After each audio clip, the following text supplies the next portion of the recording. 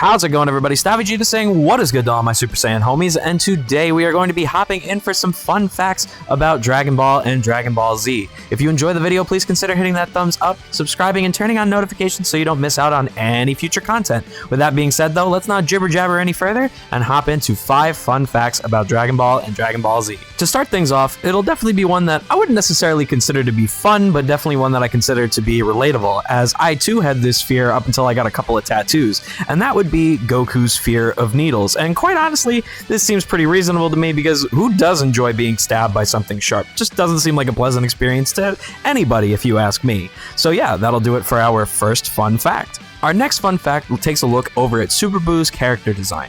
Now, for those of you who didn't read the manga, this may come as a bit of a surprise, considering that we're all used to him having just a pretty standard humanoid body as well as those humanoid hands. However, when it comes to his manga counterpart, we can actually see that he really technically only has 2 fingers, as he has his thumb, and then his other 4 fingers kind of form into this like blobby mitten style finger, which we can really see is only meant to be 1 digit, as it only has 1 nail on his hand. So yeah, that's just something I thought was kind of interesting, how it's just a small little detail, but it did change from the manga to the anime. When it comes to Western media, animated characters often don't change their appearance. Whether this is their outfit or hairstyle, they just generally look the same from episode to episode.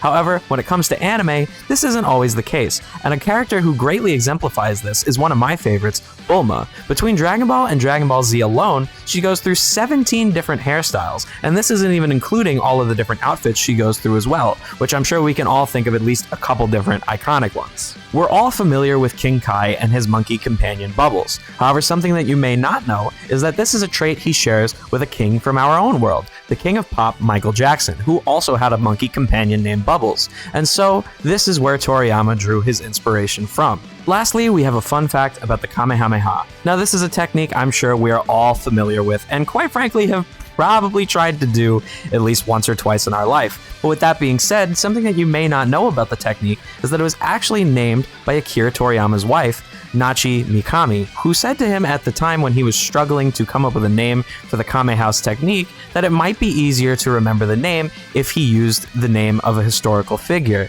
that being the Hawaiian king Kamehameha. And so, with that in mind, this is where the name actually derived from, which just goes to show that you should listen to the advice of your loved ones, as they can often help you to grow personally and professionally. I hope you guys all enjoyed the video, and if you did, please consider hitting that thumbs up. Thanks for watching. I will see you all in the next one. Have a great rest of your day.